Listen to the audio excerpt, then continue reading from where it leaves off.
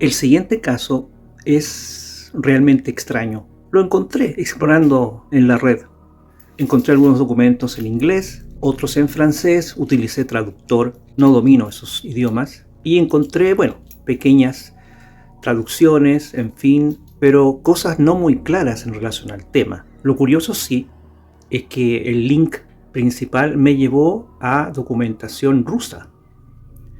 En ruso, imposible. Además eran copias de los originales, tal vez eran fotografías de esos documentos originales que datan del año 1945-46, al término de la Segunda Guerra Mundial, en plena Unión Soviética. El caso es el siguiente. Una vez que el Ejército Rojo ingresa a Berlín, indudablemente la toma de aquella ciudad es casa por casa, prácticamente. Es decir, los nazis en ese momento se aferran a todo lo que tienen a su alcance para evitar que su ciudad sea invadida, sea destruida. Y recurrieron a todos los recursos, a niños, a personas de edad, para defenderla. Les entregaron armas, etc. Bueno, lo curioso de esto es que el personaje central se llama Sergei Marinov y resulta de que como un simple soldado campesino estaba dentro de la primera línea de combate. Se van acercando a la Cancillería, donde está el centro político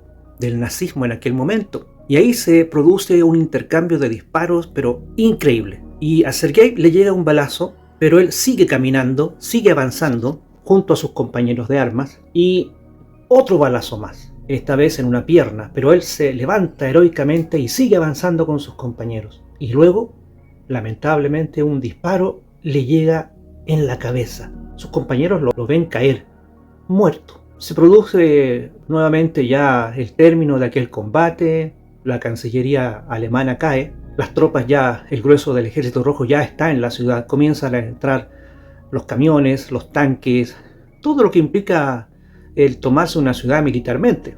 Y sus amigos, claro, en el fulgor de la batalla y del éxito, están festejando, tomando vodka en una calle, y de pronto ven a su amigo que viene caminando.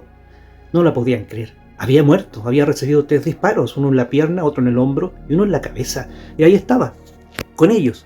Venía dolorido, atolondrado, y él explicó que el balazo le había dado en el casco. El golpe había sido tan fuerte que lo había dejado inconsciente y cayó al suelo. Pero estaba bien, aparte del moretón que tenía por su cabeza, ¿ya? Bueno, resulta de que, fue pasando el tiempo, las tropas fueron reorganizándose, reagrupándose, y él regresa a su ciudad natal, allá en las estepas rusas, por allá bien adentro del territorio ruso, pues era campesino.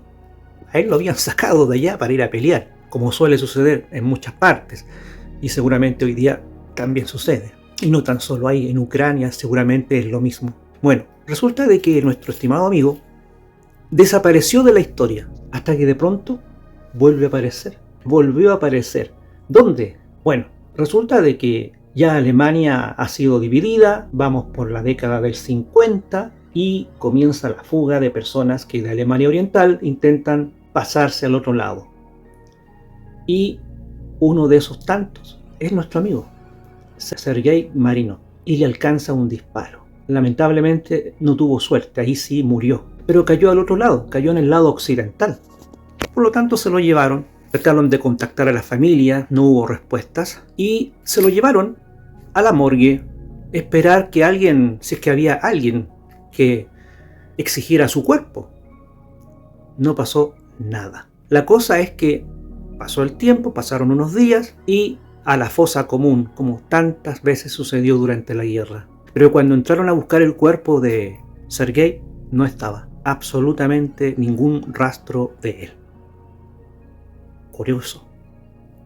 Siguió avanzando el tiempo, no tomaron más en cuenta el caso. La cosa es que ya para la década del 70 comienzan ya todos estos problemas políticos, la Guerra Fría, todo eso, hasta que de pronto un periodista es arrestado en Alemania Oriental por estar sacando fotos en sectores de la ciudad prohibidos, especialmente relacionados con las torres de vigilancia del muro en Berlín Oriental. Rápidamente lo juzgan, etc., pero la prensa occidental se da cuenta de lo que está sucediendo y aboga por ese periodista. Nombre: Sergei Marinov.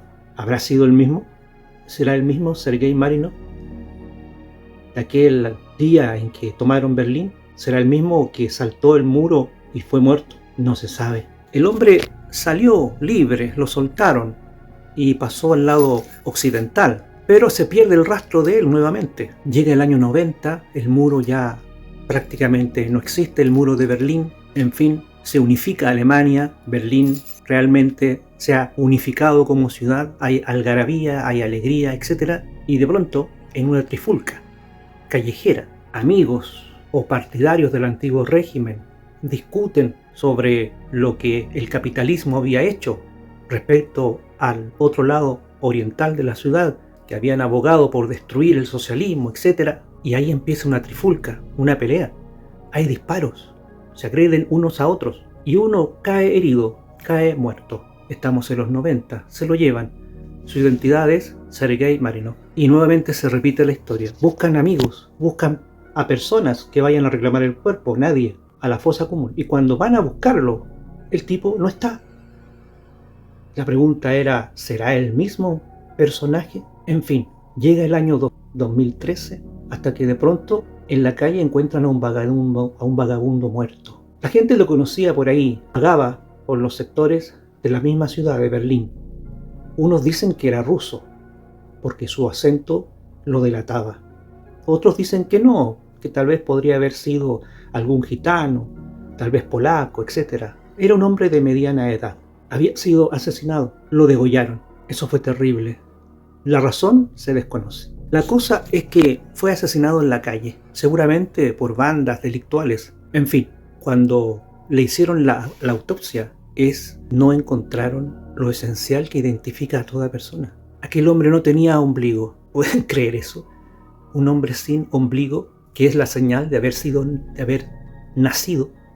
El único hombre sin ombligo es Adán, pues fue creado. Y este hombre no tenía ombligo. ¿Es posible que algo así sucediera?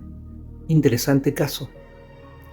Investigaron todo lo posible sobre este caso, pero no hubo respuestas. Y ahí quedó archivado. La pregunta está en que el documento, las traducciones, vienen de Rusia y que no había sido el único caso.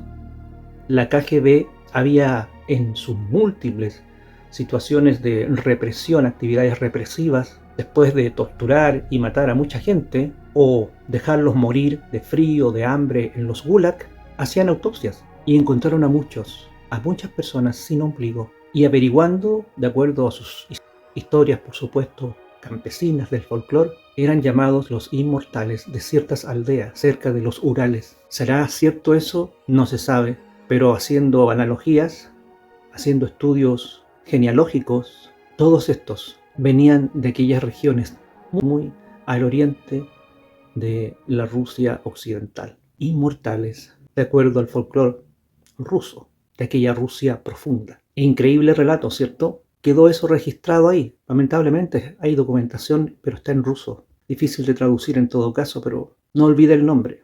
Sergei Marinov. Hasta pronto. Luego otro caso más misterioso. Bye.